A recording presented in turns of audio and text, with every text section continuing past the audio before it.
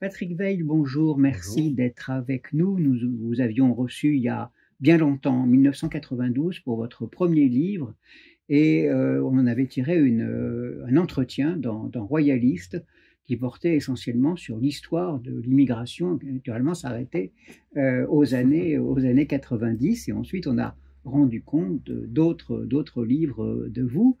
Ce soir, on voudrait vous entendre sur la question du droit du sol, qui a brutalement reparu dans le débat public il y a quelque temps, qui va sans doute reparaître à l'occasion de la prochaine élection présidentielle. Donc on aimerait que nous vous fassiez le point sur cette question qui est l'objet d'innombrables fantasmes et de déclarations péremptoires. Donc je vous en prie. Alors, le droit du sol, merci d'abord de votre présentation. C'est vrai qu'on se connaît depuis très longtemps, puisque 92, ça fait plus de 30 ans. Alors, le droit du sol, c'est l'une des techniques, des deux grandes techniques, d'attribution d'une nationalité à la naissance. Il y a une deuxième technique, qui est le sol. Enfin, excusez-moi, qui est la filiation. Il y a la filiation. Il y a le sol et il y a la filiation. Et ça, c'est pour l'attribution à la naissance. Après, vous avez des modes d'attribution plus tard. La naturalisation, qui concerne souvent les étrangers de la première génération qui émigrent. Ou bien vous avez aussi l'acquisition par mariage, qui était très puissante au XIXe siècle, mais qui a décliné au fur et à mesure que la femme a acquis, au fur et à mesure du temps qui s'écoulait, l'égalité et la liberté en matière de nationalité, ce qu'elle n'avait pas, en tout cas au moment du Code civil. Alors, la particularité de la France, c'est que elle a d'abord eu une très forte tradition de droit du sol sous la royauté. Alors, sous la royauté, comment le savait-on? Les gens ne bougeaient pas beaucoup, ils sortaient pas beaucoup de leur village, donc il n'y avait qu'une petite élite qui voyageait. Il n'empêche que ça existait. Et donc vous aviez des étrangers qui venaient s'installer en France et des Français qui allaient s'installer à l'étranger. Et le droit de l'époque disait que si vous étiez étranger, vous n'avez pas le droit d'hériter dans le royaume de France. Donc, imaginons que vous êtes... Alors, avant 1515, la règle était qu'il fallait, pour être déclaré français, enfin, pouvoir hériter, il fallait être né en France, d'un père français, et résider pour le présent et le futur comme signe d'allégeance au roi. C'est 3 conditions réunies, mais la plupart des gens réunissaient ces conditions, ils ne bougeaient pas. En 1515, il y a un arrêt du Parlement de Paris qui déclare que on peut être né de parents étrangers, mais né en France.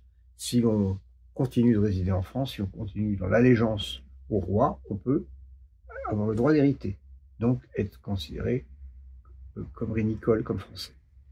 Et puis en 1576, vous avez un arrêt qui va dire la même chose pour l'enfant né à l'étranger d'un père français, à condition qu'au moment où on doit se prononcer sur l'héritage, il soit venu ou elle soit venue résider en France pour le présent et le futur. Voilà quelle est à peu près. Alors après, vous allez avoir des jurisprudences peut-être différentes selon les parlements, etc. Mais voilà un peu.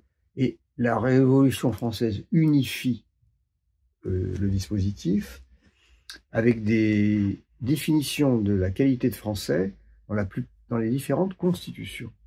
Et alors, ce qui est intéressant, c'est les erreurs qui ont pu être commises à la lecture, par exemple, de la Constitution de l'an 8 ou de celle de 93 ou de 95. L'an 8, c'est 1799.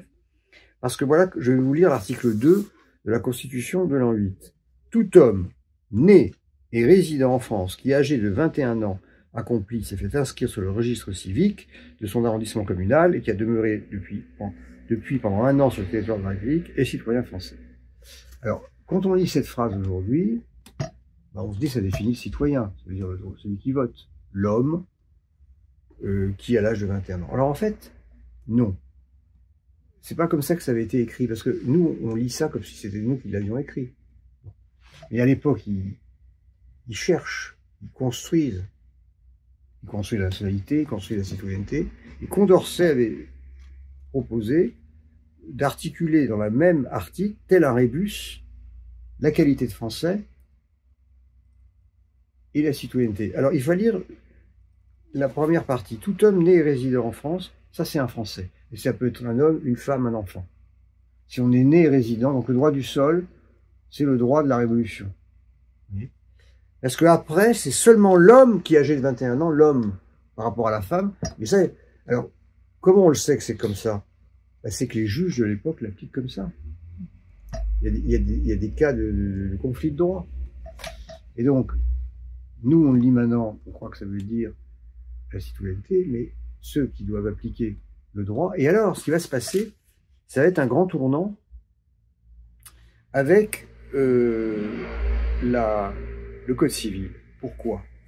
Parce que le Code civil, sa rédaction est confiée à un juriste, François Tronchet, qui a une rue à Paris, qui a eu ce privilège d'être enterré directement au Panthéon, enfin juste après sa mort, après un hommage de Napoléon, qui avait aidé dans ses interventions devant le Conseil d'État, parce que Napoléon intervient dans les débats du Code civil. Et Tronchet était le bâtonnier de l'Ordre des avocats de Paris au moment de la Révolution. Il avait été l'un des avocats de Louis XVI. Et il avait sauvé sa tête. Il était un des plus grands juristes. Et chose extraordinaire, il a laissé l'ensemble de ses consultations juridiques qui sont dans les archives de la Cour de cassation. Et il avait comme client, c'est ça que j'ai trouvé, des personnes nées en Angleterre de pères français. Et donc il avait défendu leur cas devant les juridictions pour les faire déclarer français. Donc il avait construit une sorte de narration où il sautait toute la partie droit du sol et il voulait montrer qu'il y avait une tradition de la filiation, etc., qu'il avait construite comme avocat. Que fait-il? Eh bien, devant le Conseil d'État, etc., il reprend ses plaidoiries, quasiment. Il explique à des juristes moins compétents que lui que voilà, il faut revenir à la vieille tradition, en fait, du droit romain, de la filiation, etc. Il l'emporte, dans la rédaction du premier, mais Napoléon, lui, donc Napoléon remet le droit du sol, mais c'est au moment d'une crise avec une partie du tribunat, il se révolte, je ne sais plus contre quel, je crois que c'était, je me demande si c'est pas le concordat qui provoque des crises de l'autorité de Napoléon, et Napoléon veut se débarrasser des opposants. Et il veut faire un coup d'État, et Cambacérès lui dit non, on va voir Tronchet. Il faisait partie d'une sorte de comité, c'était le Conseil constitutionnel, et qui était chargé du renouvellement du tribunal, qui était renouvelable tous les ans d'un 5e. Et Tronchet est d'accord pour se débarrasser dans le 5e à renouveler les opposants, à condition qu'on remette la filiation. Il y tenait. Et donc c'est Tronchet qui vainc Napoléon pour organiser la rupture. Et donc l'innovation extraordinaire, parce que toute l'Europe pratiquait le droit du sol,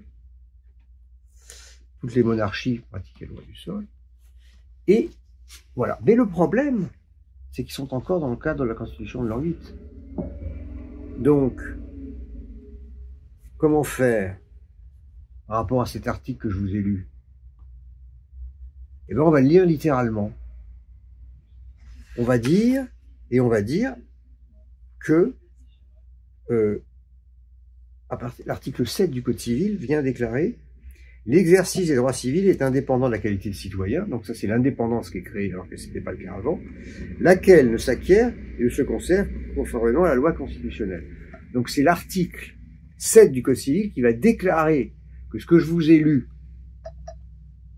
de la Constitution de l'an 8 devient un dispositif que pour définir le citoyen et pas pour définir le français, qui va être défini dans le Code civil. Mais quand même, le Code civil ne peut pas être contraire à la Constitution. Donc si vous lisez l'article « tout homme », etc., il faut prévoir qu'un homme, et aussi une femme, à l'âge de 21 ans, puisse voter. Et c'est là qu'on prévoit, on va garder un bout de droit du sol en disant toute personne née en France de parents étrangers peut, à la majorité, pour pouvoir respecter la Constitution de l'an 8, déclarer être français, et être français, donc, pouvoir voter.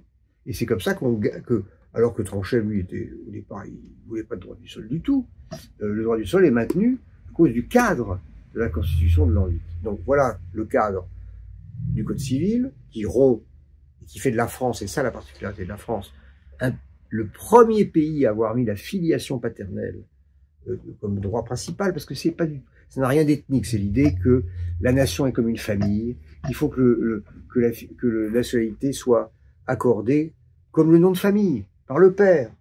Bon, les femmes, dans le Code civil, ne sont égales qu'en matière d'héritage, qui n'est pas rien. Les femmes, les enfants légitimes. Bon. Mais c'est pas rien. Mais pour le reste, évidemment, alors la femme prend la nationalité du mari. Donc si elle n'a pas la nationalité, ça c'est une règle du Code civil aussi. Donc la femme n'existe pas du point de vue, je dirais, de son indépendance juridique. Sauf si elle ne se marie pas. Et tout ça continue, sauf que la France devient un pays d'immigration et que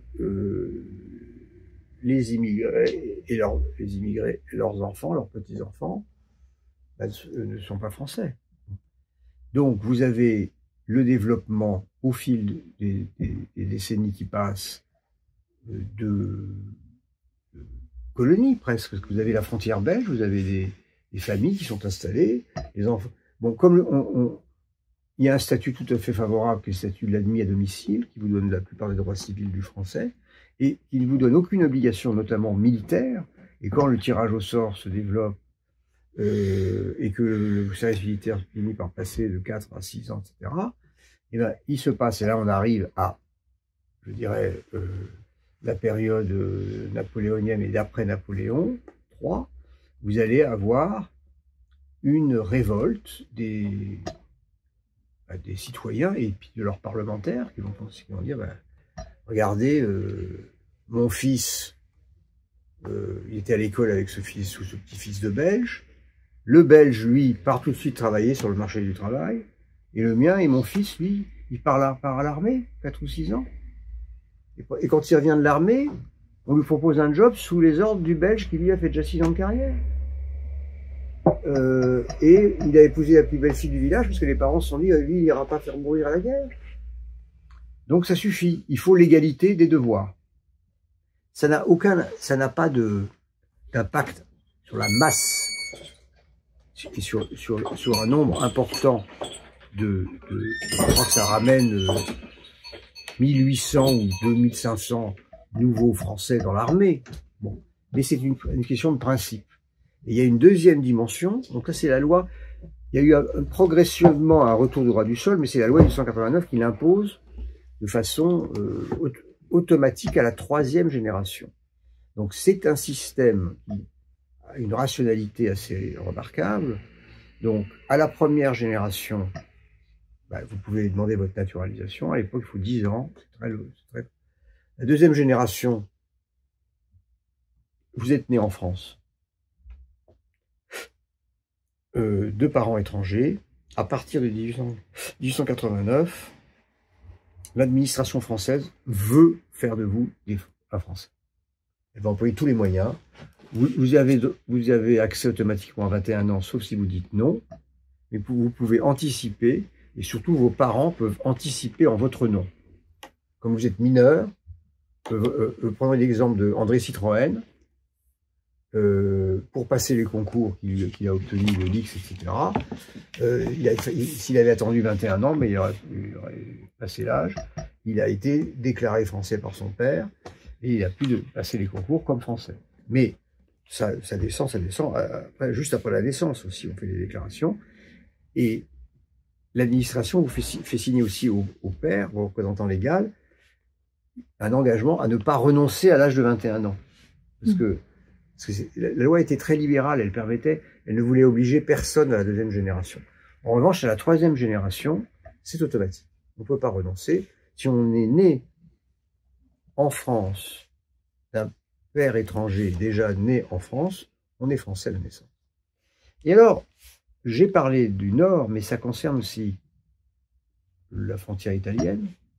L'Italie est rattachée depuis 1860. Enfin, Nice et la Savoie sont rattachés que depuis 1860. Il y a de l'irrédentisme italien. Si vous maintenez dans la nationalité italienne des enfants, des petits-enfants d'Italiens nés à Nice, ben, ils vont finir par un jour dire on veut rejoindre l'Italie. Bon. Donc, et pareil pour l'Algérie. Vous avez des colons allemands, italiens, espagnols. Leurs enfants, petits-enfants, arrière-petits-enfants restent étrangers. Et un jour, ils pourront dire on veut que l'Algérie soit rattachée à l'Allemagne, à l'Italie, etc. Donc, l'octroi automatique au bout d'une période de longue socialisation. La troisième génération, c'est aussi un domaine, c'est pour la France une matière, un sujet de souveraineté. Que la population qui habite la France durablement soit française, parce que si elle n'est pas française, alors cette population a la protection internationale et juridique d'une puissance étrangère, qui va pouvoir intervenir dans les affaires s'il arrive le moindre chose. Donc quelque part, le jour où elle est française, c'est la souveraineté de la France, c'est le droit français, la loi française, qui s'applique pleinement, sans discussion, puisque la double nationalité, la France s'en fout, là c'est très important, elle est comme l'Angleterre, elle s'en balance, parce que c'est une matière de souveraineté. Si on commence à exiger, par exemple, que quelqu'un n'ait pas une autre nationalité, alors on se met sous la coupe d'une loi étrangère. J'avais pris l'exemple de M. Bardella dans la dernière campagne. Sa mère est italienne. Imaginez que l'Italie déclare que non, dorénavant, on est italien sans pouvoir renoncer. Elle a le droit de le faire. Alors Bardella, du coup, devrait renoncer à être dirigeant de la France, parce que son programme interdit la double nationalité. Bon. Donc vous voyez que vous vous mettez, l'exemple est très parlant, parce que si vous mettez des conditions de double nationalité, vous vous mettez entre les mains des droits étrangers. Et ça, la France n'en voulait pas, comme l'Angleterre. Elle voulait décider qui elle voulait être français. Alors, ce mécanisme, c'est l'inverse de la royauté, si vous voulez. La royauté, vous aviez quelqu'un qui était né à Londres, qui vivait comme un Anglais, mais de parents français, hop, les parents en meurent, il vient hériter dans le royaume de France, parle pas français, mais s'il promet qu'il reste en France, le roi considère qu'il est français.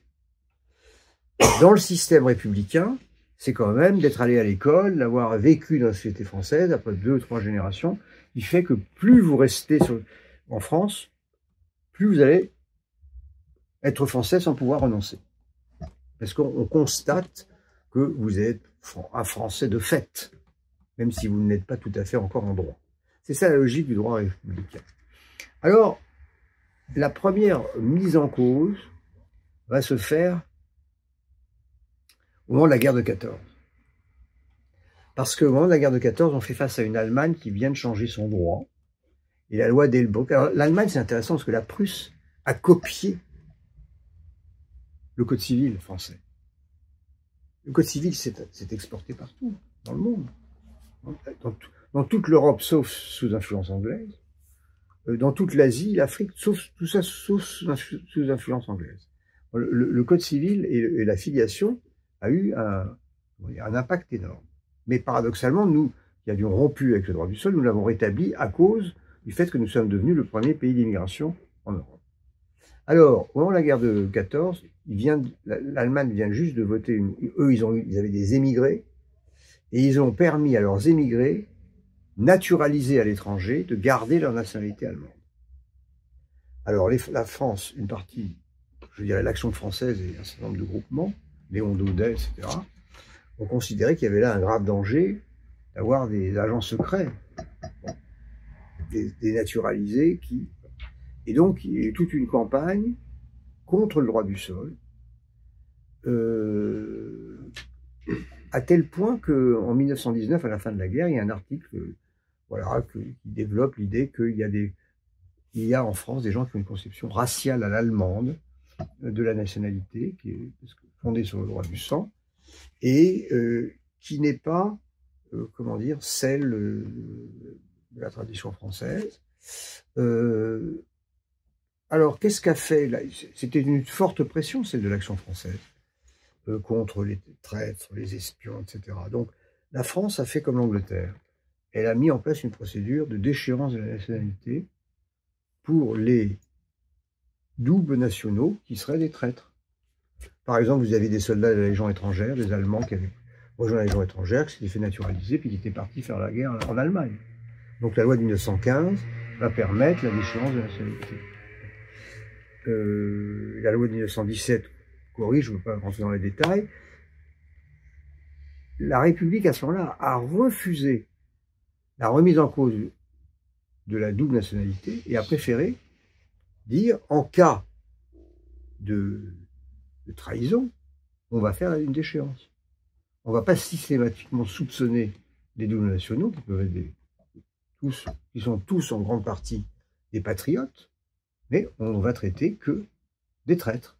C'est pour ça, et c'est quelque part pour ne pas se poser le problème de la double nationalité, on a institué après durablement dans la loi de 27 la déchéance de nationalité comme un dispositif qui existe toujours, qui s'applique en ce moment à quelques personnes tous les ans. La loi de 27, c'est la grande loi populationniste. C'est normal. La France a perdu des centaines de milliers, des millions de vies ou des vies amputées par les blessures. Les immigrés qui viennent travailler sont des hommes. On les fait venir d'Italie, de Pologne, etc. Ils trouvent beaucoup de femmes françaises à la recherche d'un mari qu'elles ne trouvent plus de leur âge, parce qu'ils sont morts. Et ces femmes françaises, selon le Code civil, elles deviennent étrangères. Une institutrice française tombe amoureuse d'un maçon italien. Elle se marie, on lui dit, madame, vous n'êtes plus française. Vous avez perdu votre emploi. Vous étiez institutrice. Il faut être français pour être instituteur. Donc vous aviez une perte. Il y avait des dizaines de milliers de femmes qui se découvraient étrangères par le simple mariage en France. Ils devaient suivre leur mari chinois en Chine. Parce que et là, elles découvraient qu'elles n'étaient que concubines. Enfin, vous aviez des situations absolument dramatiques qui a fait que la loi de 27 a remis tout à plat, a libéré la femme de l'obligation de suivre la nationalité du mari et a favorisé la naturalisation en masse. On est passé d'une exigence de 10 ans de séjour à 3 ans, mais on n'a pas touché au droit du sol et à l'acquisition le plus rapidement possible de la seconde génération. C'est devenu une sorte de philosophie, d'éthique, de sentiment que ça faisait partie de la tradition française. Ce qui fait que quand Vichy s'installe, qu'ils organisent la dénaturalisation sur le modèle de la loi allemande de 1933, exactement le même modèle. Ils ont pompé toutes les procédures. Le gouvernement de Vichy étudie la remise en cause de la loi de 27. C'est la loi la plus ouverte qu'on ait connue dans l'histoire de la France. Puisque 3 ans de naturalisation, aujourd'hui, c'est 5 ans. 3 ans de séjour. Bon. Alors, il prépare un projet. C'est Barthélemy, le garde des Sceaux, professeur à la fac de droit, qui dirige l'équipe qui surveille ce projet. Et quand il est prêt, il fait l'objet de divergences entre les ministères, il est envoyé en Allemagne pour approbation. Et là, veto allemand, c'est pas assez. Il reste du droit du sol. Vichy n'avait pas mis en cause ni le double droit du sol, ni le simple droit du sol, ni la seconde génération. Ils étaient considérés que c'était la tradition française. Donc c'est quand même intéressant. Et du coup, vous savez, il y a M. Chapoutot qui a fait un livre sur libre de servir, je ne sais pas trop quoi, sur un juriste allemand qui s'appelait Höhn, qui était le concurrent de Carl Schmitt comme juriste nazi officiel. Et bien c'est ce Höhn, il met son veto à la loi de Vichy sur la nationalité, en disant c'est pas assez raciste, c'est encore du droit du sol, etc. Bon, en 1945, les dénaturalisations sont annulées, c'est pas été sans mal d'ailleurs. Le code de la nationalité qui est promulgué par le général de Gaulle n'est pas aussi libéral que la loi de 27, mais je dirais il est aussi organisé en relation avec une législation de l'immigration qui pour la première fois tente d'organiser une migration de masse vers la France. Et ce qui va se passer, c'est que la politique d'immigration va un peu il y avoir une sorte de collision avec la politique coloniale.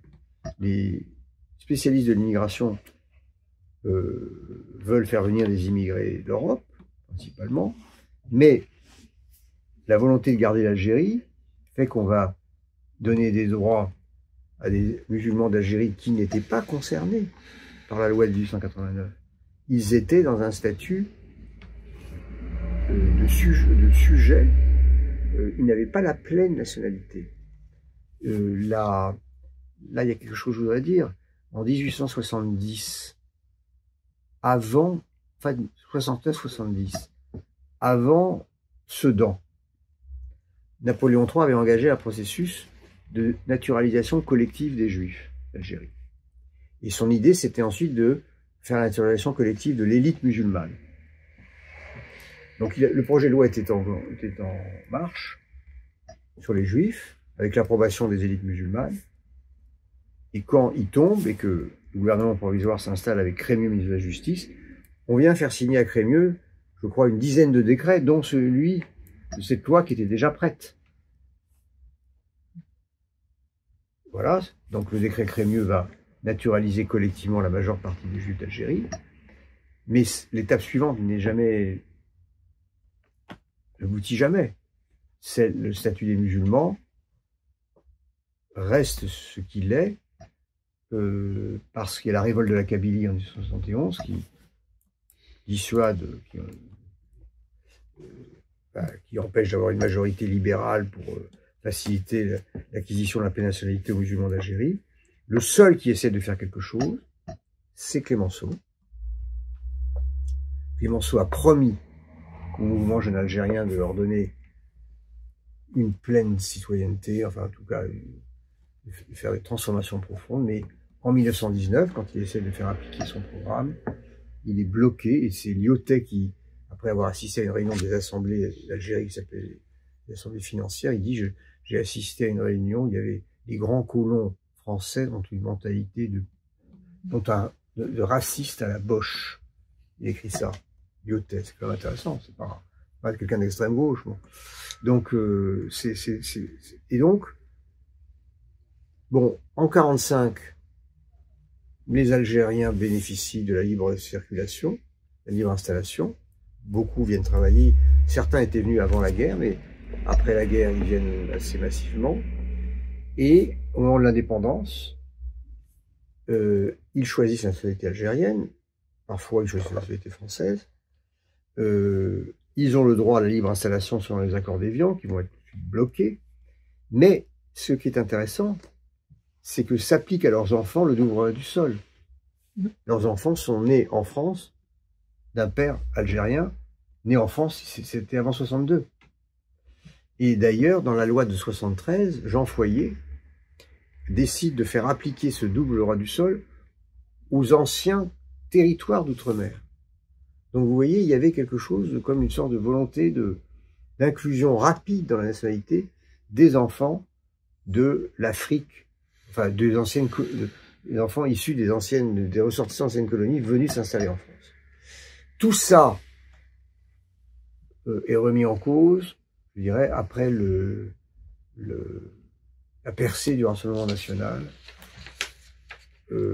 qui va avoir lieu, je crois, chez les élections européennes de 84.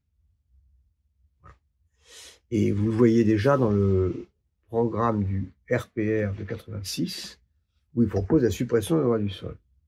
Mais quand le projet de loi sort de l'imprimerie du gouvernement, on s'aperçoit que Albin Chalandon, qui était garde des Sceaux, a probablement suivi ses services qui lui ont dit, si vous touchez au droit du sol, vous faites quelque chose qui n'avait pas été pensé en 1889, c'est qu'aujourd'hui, la plupart des Français sont français et par un parent français et par la naissance sur le sol. Et quand il s'agit pour nous de faire la carte d'identité ou le passeport, le sol, c'est ce qu'il y a de plus facile. Un acte de naissance sur lequel il est écrit le lieu de naissance de vos parents, et hop, vous avez la preuve que vous êtes français. Si vous êtes né à l'étranger, ceux qui sont nés à l'étranger connaissent ces difficultés de prouver leur nationalité française, parce qu'ils ne sont pas nés en France. Donc le droit du sol est quelque chose que les Français, que la plupart des Français, dans leur pratique, quand ils ont besoin du droit du sol, de leur montrer leur nationalité, c'est le droit du sol qu'ils utilisent, quand ils le peuvent. Donc même si théoriquement, la filiation s'applique immédiatement, mais en pratique, c'est le droit du sol qui est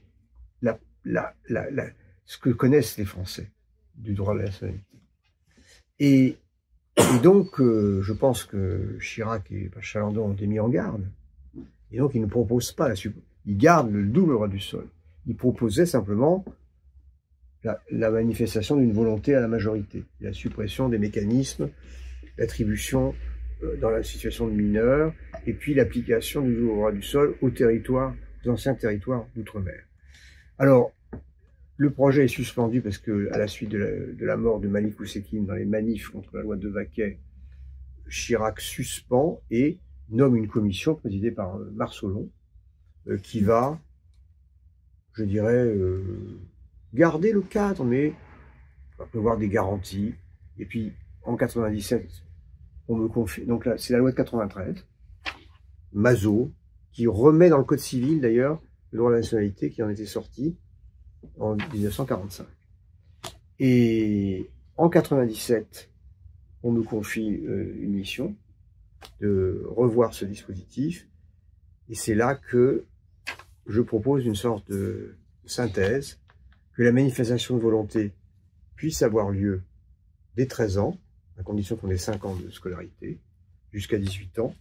Tout ça pour la deuxième génération. La troisième génération, c'est automatique, à la naissance toujours. Mais à la majorité, si vous le souhaitez, vous pouvez déclarer ne pas vouloir être français.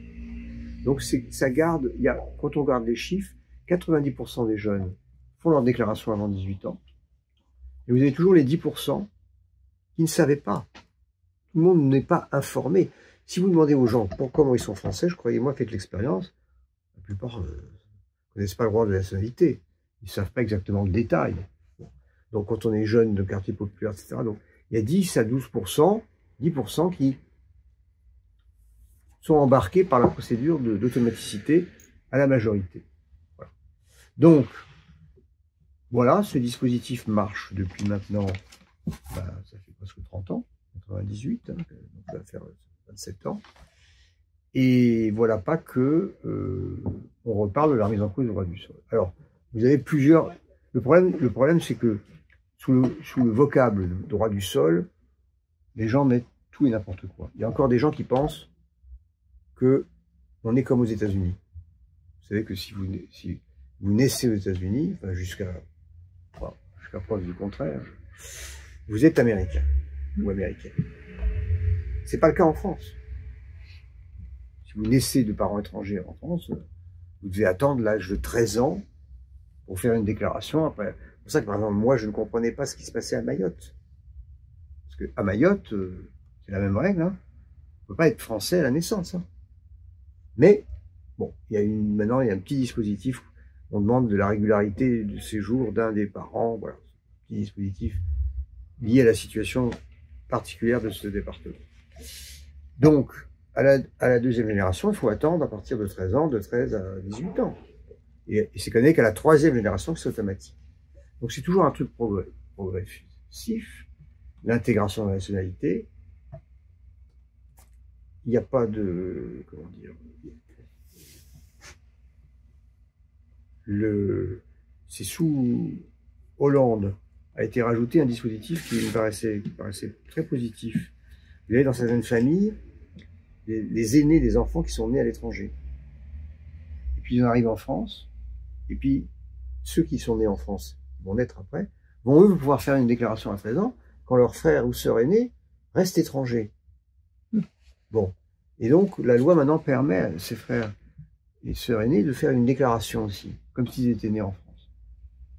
Parce que sinon ça crée des sortes de tensions malsaines quelque part, par rapport à la réalité de la socialisation qui reste semblable dans une famille entre frères et sœurs. Voilà ce que je voulais dire. J'ai peut-être parlé trop longtemps. J'espère que j'ai été clair. Et je suis maintenant prêt à répondre à vos questions. Merci beaucoup. Donc je vous en prie.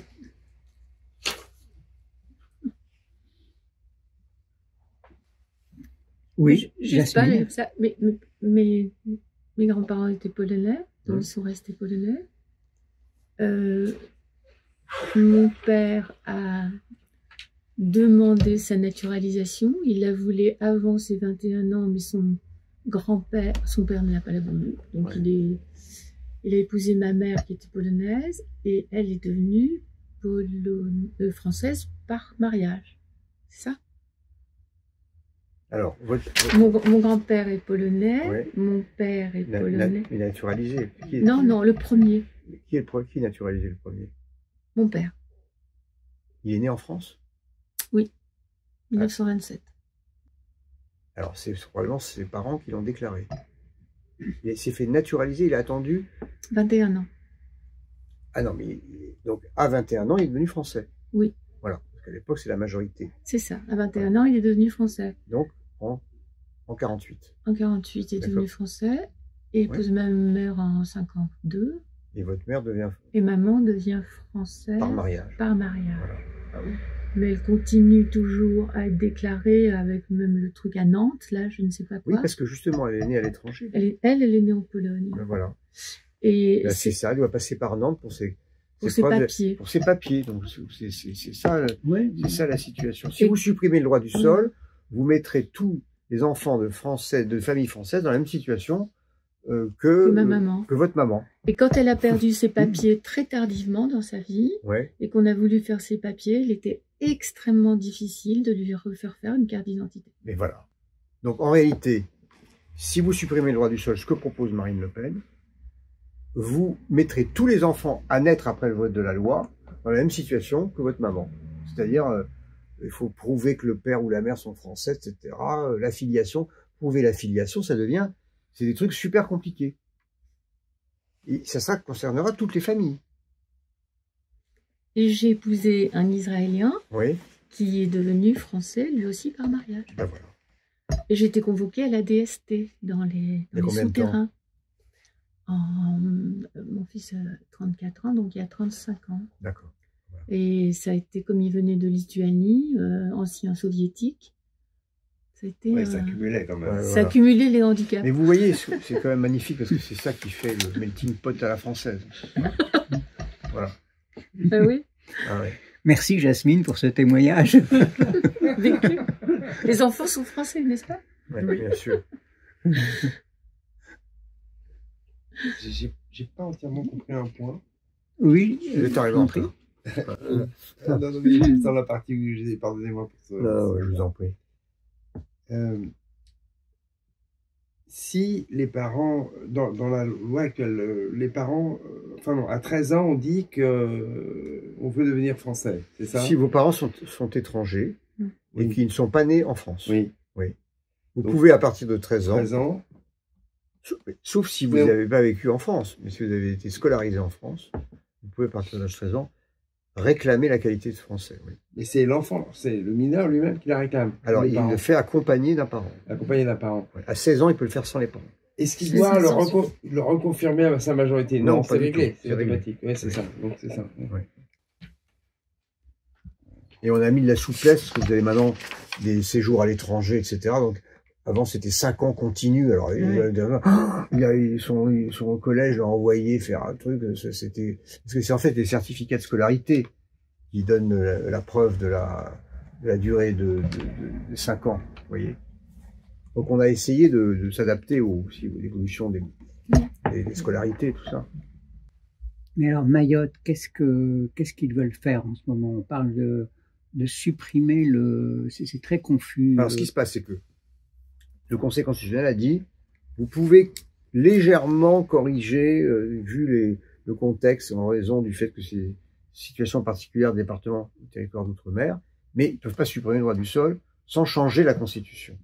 Ouais. C'est pour ça qu'ils discutent de changer la Constitution, pour pouvoir faire un droit spécial.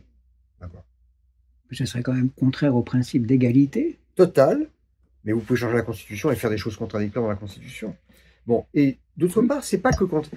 Bien sûr que vous avez raison, ça serait contraire au principe de l'indivisibilité de la République. Oui.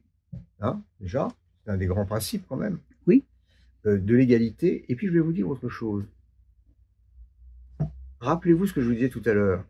Le fait de déclarer à un bout d'un certain temps les gens français, ça permet de maintenir votre souveraineté. Mmh. Alors moi, je vous garantis un truc, c'est que si on supprime le droit du sol à Mayotte, Mayotte sera plus française bientôt. Mmh. Parce que ça sera des Comoriens qui auront des enfants comoriens, qui diront on est majoritaire, oui. On s'en bat. Oui. Donc, alors, vous voyez, il faut réfléchir. Le droit du sol n'est pas qu'un droit, c'est pas de gauche. C'est un droit qui est l'intérêt d'une nation de ne pas laisser s'installer sur son territoire je dirais des groupements, des communautés, des véritables communautés, oui, sous la protection d'États étrangers à qui vous devez rendre des comptes. C'est ce qui a fait que l'Allemagne a fini par mettre le droit du sol, c'est parce que ils devaient rendre des comptes à des gouvernements turcs tout le temps. Oui, alors que quand les gens sont devenus allemands, il n'y a plus de compte à rendre que au mécanisme de contrôle intérieur au pays dans lequel les gens ont la nationalité. Mais les Allemands, justement, pour parler d'eux, il y avait les Allemands de la Volga que Catherine de Russie avait fait venir. Oui. Eux sont restés toujours allemands. Oui, parce qu'ils ont été, certains d'entre eux sont venus s'installer en Allemagne après. Ils n'avaient plus de passeport allemand, plus rien. Oui, mais on les a récupérés par une sorte de droit, alors franchement, du sang au carré. Oui. Mais il y en avait beaucoup qui n'avaient plus du tout. Bien sûr. Et ce qui se passe, c'est que l'Allemagne a changé son droit récemment, au début du XXIe siècle. Et elle a fait ce changement. Hein? Il y a Schröder en 2013, je crois. Il y a eu plusieurs il y a eu plusieurs réformes. Mais avec le droit du sang allemand, le droit du sang allemand, c'est le Blut. Avant, mais enfin, c'était aussi le cas des Sudètes. Ils sont allés là-bas parce qu'il y avait des Allemands à délivrer, soi-disant. Oui, mais disons que... Ils ont toujours joué de ça. Ils ont joué de l'idée du Volk, etc. Bon. Mais disons qu'après la guerre, la situation pourrait complètement changer. On l'espère, oui, avec 6 millions de morts, ça a changé. Mais le sujet, c'est que vous avez beaucoup de collègues même qui ont écrit comme s'il y avait une essence, vous voyez, différente du droit français et allemand. Ben non. Parce que le droit allemand, le droit d'affiliation, eux, ils avaient un droit du sol automatique avant. C'était même un droit, quand vous étiez... il y avait des commerçants français installés à Berlin au début du 19e siècle. Au bout de 2 ans, ils étaient considérés comme allemands. Vous savez que Ernest Lavis a écrit des ouvrages, il était spécialiste de la Prusse. Il a écrit des ouvrages sur la Prusse et il dit la Prusse est le seul exemple en Europe de melting pot. Parce qu'ils ont transformé en Prussiens des gens qui venaient de toute l'Europe. Donc il y a un mythe du sang allemand, etc. Alors que la Prusse est... Notamment les protestants français. Oui, mais la Prusse est un melting pot je dirais, socialisé par la force. Les commerçants français s'installaient et 2 ans après, ils étaient convoqués à l'armée, c'est le droit, vous êtes là depuis 2 ans, vous êtes allemand. Sans qu'ils l'aient demandé. Oui. Donc c'est-à-dire que il y a tout un mythe qui s'est construit et qui ne repose sur rien scientifique, si vous voulez. Mais ce mythe, c'était quand même celui de Hitler. Non, ça, c'est 1933, ça, mais avant. Oui. Non, Mais pas avant. d'avant. Oui, mais je dirais que quand vous regardez l'histoire de la Prusse, je ne suis pas spécialiste, Non. c'est Puis la Il y a- Prusse, c'est pas toute l'Allemagne. oui, mais c'est quand même c'est quand même l'État allemand qui va dominer toute l'Allemagne, qui va dominer l'Empire allemand. Donc eux savent très bien que leur droit, que leur population a des origines étrangères. Mm. Bon. Alors après l'arrivée d'Hitler au pouvoir, c'est une autre affaire. Et moi, mon dernier livre s'appelle Un fou à la Maison Blanche, et c'est sur le président Wilson, un inédit de feu sur le président Wilson. Et quand on voit comment on n'a rien compris au traité de Versailles, on n'a rien compris au traité de Versailles. Parce que vous êtes ici tous des personnes très savantes. Si je vous parle du traité des garanties, est-ce que ça vous dit quelque chose? Vaguement. Ça vous dit quoi? Je ne sais plus très bien, mais... Les Anglais et les Américains étaient garants des clauses du traité de Versailles, vu égard pour la France par rapport à l'Allemagne. Ben, vous êtes proche de la vérité. Mais c'est vrai. Attendez, c'était plus que ça. J'ai lu récemment dans Nous étions seuls de Gérard Haro, il explique bien que Mais ça, nous avons été abandonnés par les Anglais et les Américains Non, mais ça, c'est parce pendant que l'entre-deux-guerres. c'est-à-dire que Gérard Haro a écrit un premier livre qui s'appelait Moment diplomatique, où il ne connaissait pas le sujet, puis après, il a lu mon bouquin, et Nous étions seuls. nous étions seuls. Oui, Donc, mais il y a plein de choses qui sont pas exactes. Hein? Il y a plein de choses qui sont inexactes. On et, Haro. n'est et- pas historien. non, il n'a pas, il cite pas ses sources, mais c'est plus important que ça. C'était l'équivalent d'un autre temps. C'est la France qui avait obtenu la garantie militaire américaine et anglaise. C'est-à-dire que l'Amérique et l'Angleterre vous avez garanti une intervention militaire en cas d'agression allemande. C'était pour Clémenceau la clé, le dispositif le plus important du traité du package de Versailles. Et le fait qu'on ne l'apprenne pas à l'école, on ne raconte pas ça comme ça. Et les réparations, c'est pas la France qui les a imposées, les fortes réparations, c'est l'Angleterre. Les fortes réparations, et Keynes écrit un livre de menteur camoufleur. Et ça, je raconte ça bon. Et donc, entre la théorie du poignard dans le dos, Ludendorff, le fait que c'est l'armée allemande qui demande l'armistice, mais qui après dit on a dû le demander parce qu'on a été trahis. La perte de la garantie militaire américaine,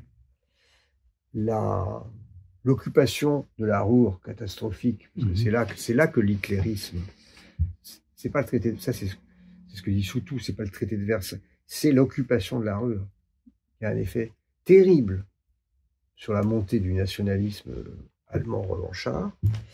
Voilà, tout ça. Oui, parce elle a suscité une résistance farouche des Allemands. Bien sûr. On ne nous le dit pas, mais il y a eu une résistance farouche. C'était ce que disait Clémenceau. Des Sarrois. Clémenceau, qui était partisan. Et puis, ou on va à Berlin, ou on reste à la frontière. C'est tout. C'est pareil en mars 36. C'est-à-dire en mars 36, si on réagit, on a encore l'armée suffisamment puissante par rapport à l'armée allemande pour, quand ils occupent la rive gauche du Rhin, contrairement au traité de Versailles, si on intervient à ce moment-là, Hitler avait prévu de reculer. Bon. Et les Anglais ne veulent pas qu'on intervienne. Les Américains ne sont pas si opposés que ça. Parce que Roosevelt est différent de Chamberlain. C'est pas du tout pareil. Voilà. Enfin, tout ça, c'est une histoire plus compliquée que ce qu'on croit. Voilà. Comment ça marche la nationalité dans les pays du Maghreb? Droit du sang. Parce que au départ, ils ont le code civil, donc comment... Droit du sang. Et puis ça marche bien pour eux parce que ce sont des pays d'émigration. Donc le droit du sang, vous conservez un lien avec des ressortissants partis à l'étranger. Mais nous avons le droit du sang aussi. Hein. savez que vous avez vu combien on a de Français à l'étranger qui se prospèrent d'ailleurs, qui ont des députés, des sénateurs. Oui. Et si vous maintenez un lien avec l'ambassade au moins une fois tous les 50 ans, vous ou vos descendants, vous gardez le droit de faire des enfants français à l'étranger. Mais de façon, les Anglais ou les Américains, après 2 générations, c'est terminé. Pas nous. Hein. Donc on a un droit du sang complet, total, mondial, et un droit du sol progressif. Voilà. Et dans l'Union européenne, est-ce qu'il y a des particularités chez nos voisins par rapport à... Alors, tous les voisins qui avaient un droit du sol automatique, comme par exemple l'Angleterre et l'Irlande, ont dit non, il faut qu'il y ait une condition de régulier du séjour des parents. Enfin, ils ont essayé d'éviter le truc américain qui peut attirer. Voilà. Donc, on a une sorte de convergence quand même qui se fait.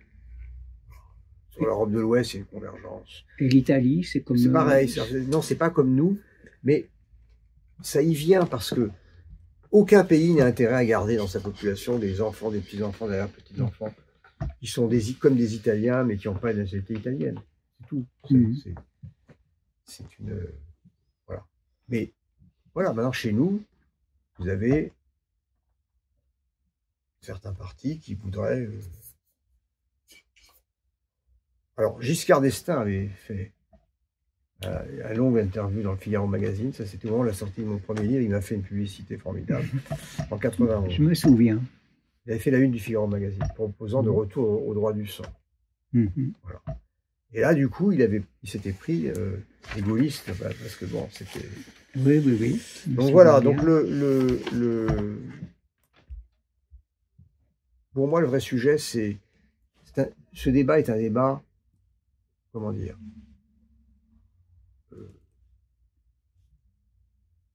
c'est intéressant de faire l'histoire, et c'est un débat régressif.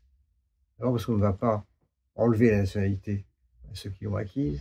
Donc la France s'est diversifiée de part de son histoire, c'est comme ça. Et donc le sujet, c'est de construire un avenir commun. Et toujours pour parler de Clémenceau, je ne sais pas si vous avez jamais lu son discours du 11 novembre à la Chambre des députés et au Sénat. Il fait presque le même, enfin, même s'il va dans les 2 chambres. Il y fait 5 minutes. Ça nous change d'aujourd'hui. Et pourtant, ce jour-là, il aurait pu prendre le temps. Hein. Mais il rend hommage aux morts, et puis il dit, quant aux vivants, il leur dit, la France, n'oubliez jamais que la France, hier soldat de Dieu, aujourd'hui soldat de l'humanité, sera toujours le soldat de l'idéal. Je trouve que c'est en 3 mots, enfin en 4 mots, il définit un pays et sa mission. Et c'est ça qui nous manque aujourd'hui. C'est un idéal.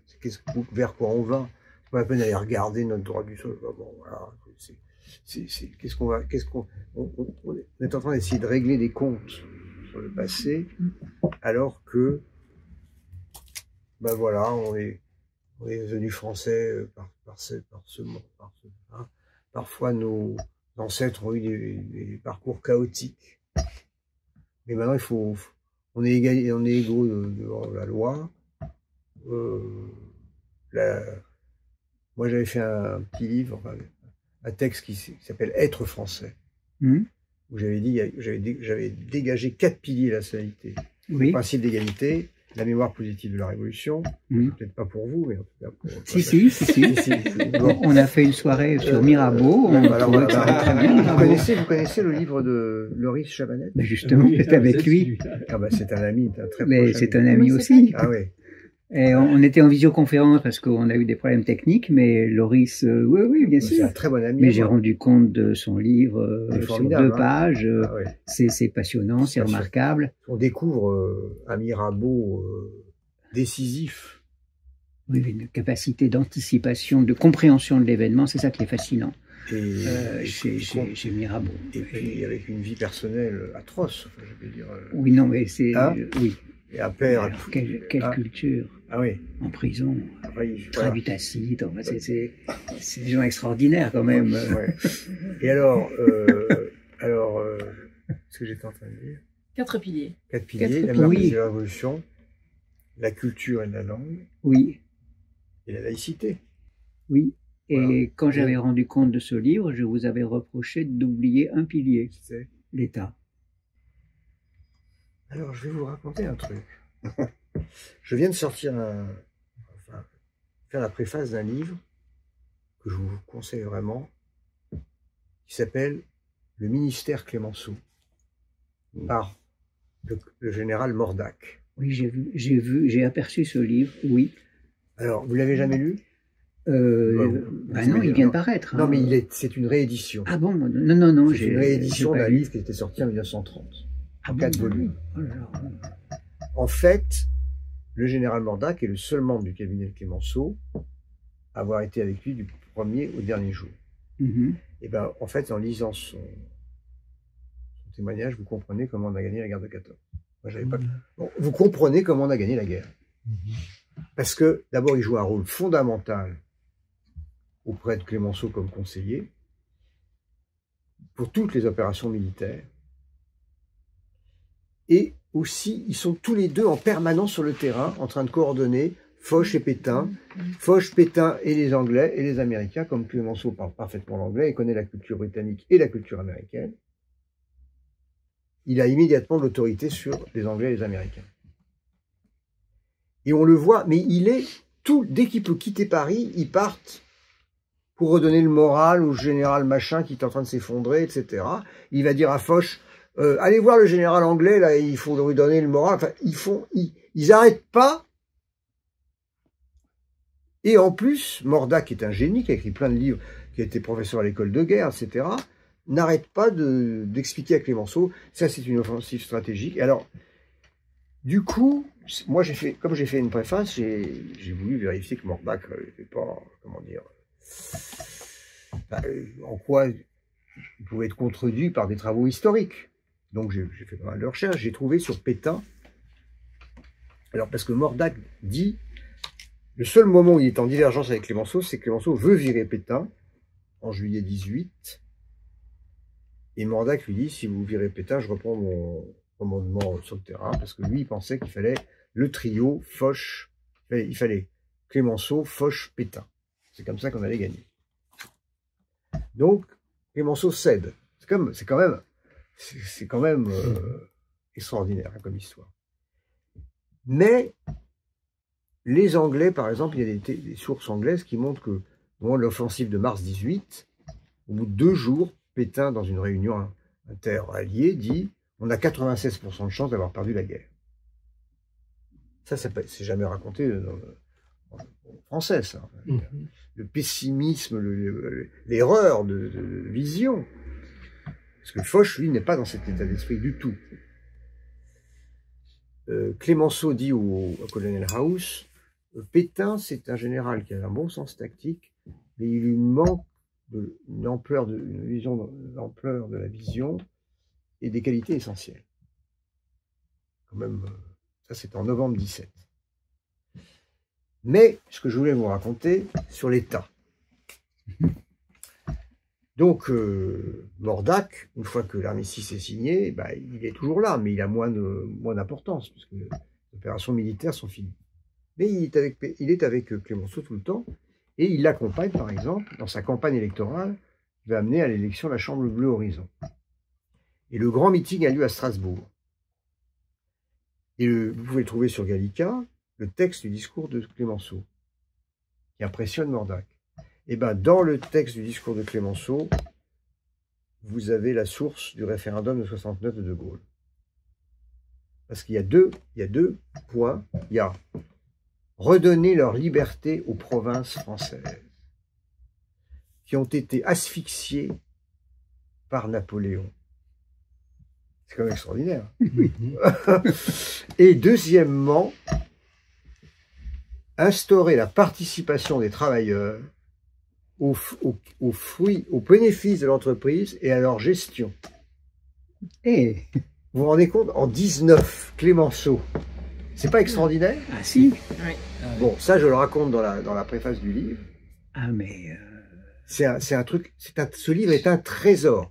Vous allez, vous qui êtes passionné d'histoire de France, vous allez aimer. Moi, parce que c'est avec un membre de la famille, Antoine Mordac, qu'on a fait le truc, il m'a parlé d'un mémoire de 41, mais je dis, bon, personne ne connaît ce Mordac, on ne trouvera pas d'éditeur. Et quand j'ai lu à Yale, où j'enseigne, 4 volumes, mais c'est comme un thriller. Et surtout, pourquoi il n'a pas été réimprimé? Ça nous fait comprendre comment on a gagné la guerre. Voilà. Donc, on sait la fin quand même, mais on est quand même. Comment ça? Au moment des offensives allemandes. Oui, non, mais c'est vrai. Non, mais... Voilà. Donc l'État. Bah oui. Bah, pourquoi vous le citez pas dans les piliers de? Je suis pas sûr. Simple. Vous savez vous savez ce qu'a dit le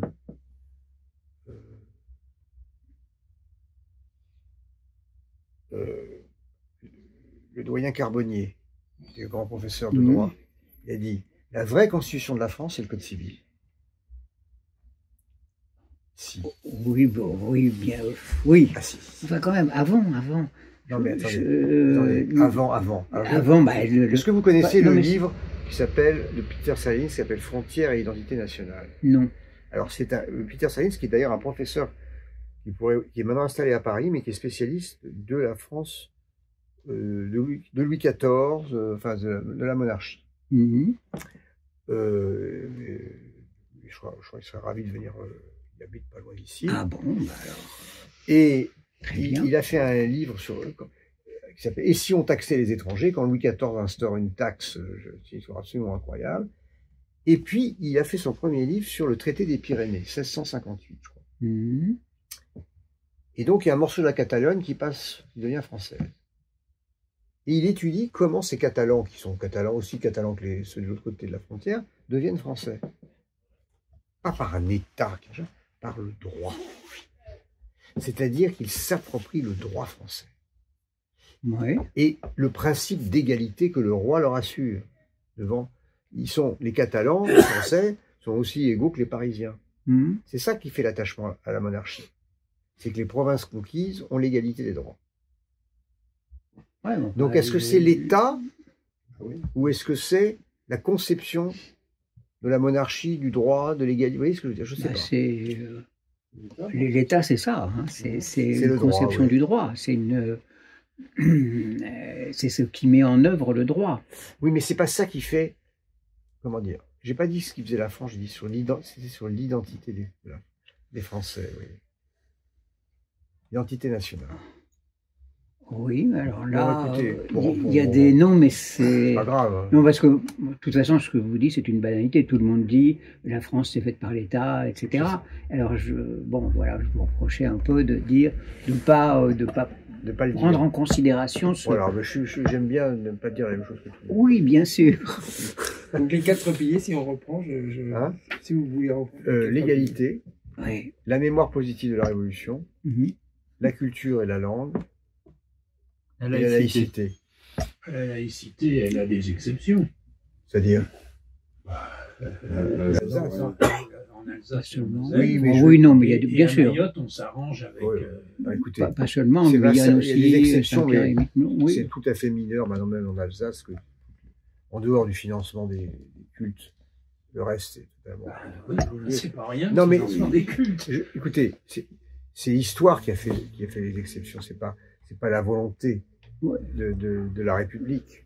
Vous voyez, c'est parce que la République ne comprenait pas l'Alsace et la Lorraine à ce moment-là, et que ensuite, il faut quand même se rappeler que certains voulaient faire un référendum chez les Alsaciens lorrains en 18, et qu'on n'était pas sûr de le gagner ce référendum. Donc là, c'est Wilson qui a redonné à la France, qui était d'accord pour que la France récupère l'Alsace-Moselle sans référendum, contre son conseiller Aoust qui voulait qu'il y ait un référendum, ou qui voulait faire une grande, voulait rattacher l'Alsace-Moselle à la Suisse. Vous voyez, faut pas croire que tout était, je veux dire, tout n'était pas donné. Je suis pas sûr que la Suisse en aurait voulu d'ailleurs. Je suis pas sûr. Parce qu'ils ont renoncé dans l'histoire à d'autres territoires pour des questions d'équilibre entre les cantons, entre les religions. Vous avez parfaitement raison.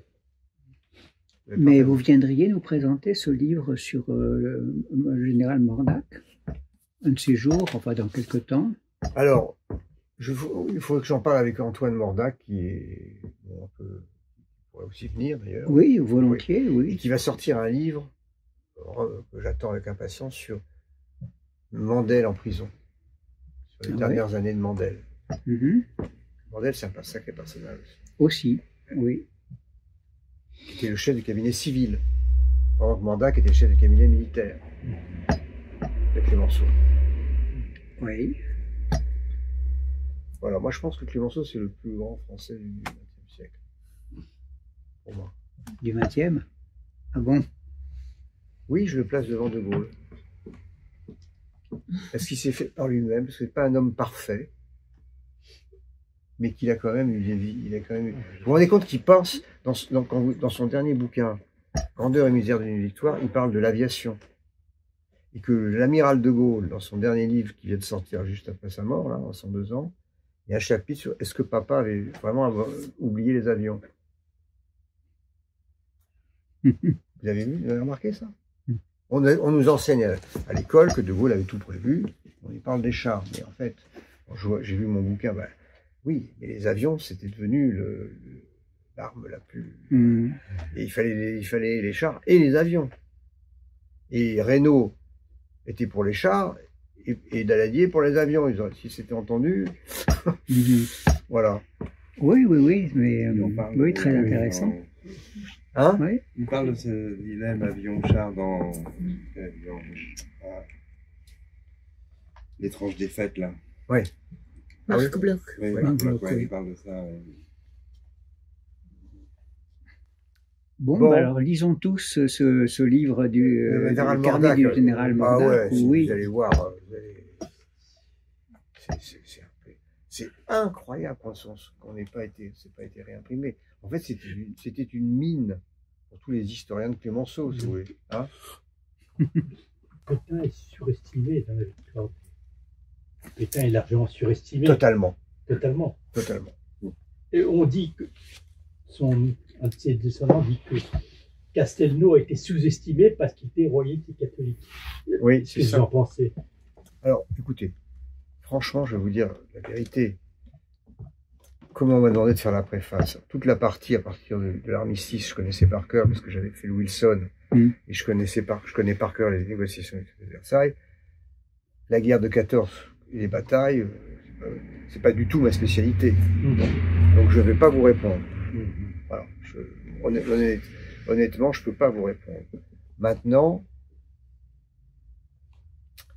de ce que je vois maintenant sur le... Je trouve qu'il y a quand même beaucoup de biais dans le travail historique. Ça va être l'objet de mon prochain livre. Il va s'appeler « Quand les historiens perdent la mémoire ». Voilà. Intéressant. Voilà. Bon. Bon, bah, J'espère on que est. je ne vous ai pas ennuyé. Pas du tout. Merci On vous beaucoup. remercie Bravo. doublement parce que vous avez. On dit que en 41, le président Roosevelt a beaucoup hésité à déclarer à partir en guerre parce qu'il y avait beaucoup d'Allemands ou des Américains d'origine allemande encore pendant d'origine allemande dans cette époque. La majorité, même. Non. Beaucoup. Non, Enfin, non. je sais pas Alors, beaucoup, alors si d'abord, j'ai- Roosevelt était avec nous depuis le début. Il Oui, mais était enfin, anti-nazi. De là à franchir le Non, pas. non, non, non, mais il y a tout. Vous savez, alors ça, je le raconte dans mon bouquin, je ne savais pas du tout. Il nous a fourni des avions, il a donné l'ordre de faire fabriquer au service de la France les meilleurs avions américains. C'est Jean Monnet qui avait une mission, grâce à l'ambassadeur américain Bullitt et Daladier. Renault ayant fait freiner et traîner des cas de fer, si je puis dire, parce qu'il voulait garder de l'argent pour l'après-guerre. 38. Oui, bon. Donc Roosevelt a tout fait pour nous aider dans le cadre très restreint qu'il avait, de par les lois que le Congrès avait votées pour. Mais c'est Daladier qui lui fait prendre conscience le lendemain de Munich que la guerre est inéluctable et qu'il faut s'y préparer avec des investissements énormes dans l'aviation, etc. Donc, il se prépare. Et il fait construire 20 000 avions, il en prévoit 10 000 pour l'Europe. Enfin, dès 38, dès le lendemain de Munich, grâce à Daladier qui briefe l'ambassadeur des États-Unis à Paris, qui va immédiatement parler avec Roosevelt, ça je le raconte dans le bouquin. Roosevelt se prépare. Juillet 40. Là aussi, c'est un scoop de mon livre. Donc, l'ambassadeur des États-Unis repart pour Washington et il envoie à Casablanca son agent, l'équivalent de la CIA. Avant la CIA, c'est le gars de la navale. Bon. Donc, le gars de la navale va... Et il fait un rapport en disant, j'ai parlé avec tous les officiers ici, sauf les deux grands chefs, tout le monde est avec nous, même après la flotte, le bombardement de la flotte. C'est ici qu'il faudra débarquer, et pas à Dakar. Donc dès juillet 40, et donc Bullitt va débriefer Roosevelt de tout ça, et Roosevelt, dès fin août 40, demande au numéro 2 de l'ambassade des États-Unis à Vichy, à Paris, à Vichy, de s'installer comme quasi-ambassadeur à Alger. C'était ce fameux Murphy.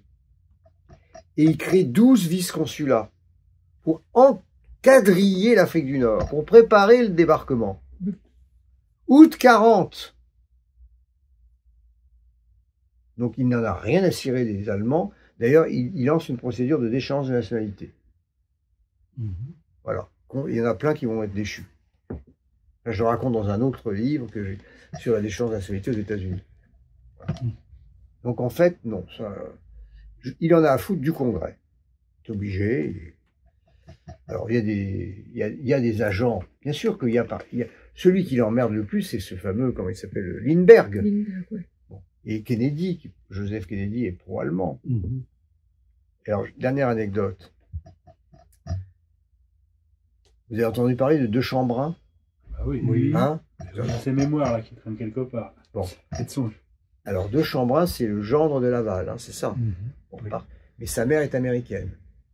Et la famille du président de la Chambre des représentants. Il parle anglais parfaitement, bien sûr. Donc, il est agent de liaison de l'armée française avec l'Angleterre. Il embarque de Dunkerque avec les Anglais vers l'Angleterre. Et puis il revient à Paris. Et il est copain avec Bullitt, avec l'ambassadeur. Donc ça c'est dans mon bouquin La foule à Maison Blanche. Et donc Bullitt l'appelle, ou son secrétaire, ah ben je viens de rentrer, venez nous voir à l'ambassade. Et là il dit, sur le bateau qui nous ramenait, on a vu des duels aériens entre les avions allemands et anglais, et les Anglais gagnaient tous les duels. Alors je dis quoi? Mais Lindbergh nous avait dit que c'était terminé, que l'Allemagne allait... C'est super important ce que vous me dites là. Vous allez partir à Washington, il faut que vous alliez parler à Roosevelt. Mais il dit, je peux pas partir à Washington, je suis officier français. Je m'en occupe. Le lendemain, à la demande de Bullitt, Reynaud nomme ce De Chambrun attaché militaire adjoint à Washington, ordre de départ immédiat. Il part par avion, par les Açores. 3-4 jours plus tard, il arrive à la Maison Blanche. Et Roosevelt, il raconte le truc à Roosevelt. Oh, vous êtes libre ce week-end, je vous emmène en bateau sur le Potomac, j'ai mes conseillers qui vont on va se débriefer, etc. Donc il passe le week-end sur le bateau et Roosevelt décide de terminer le voyage en bateau plus tôt parce que grâce à l'intervention de ce De Chambrun,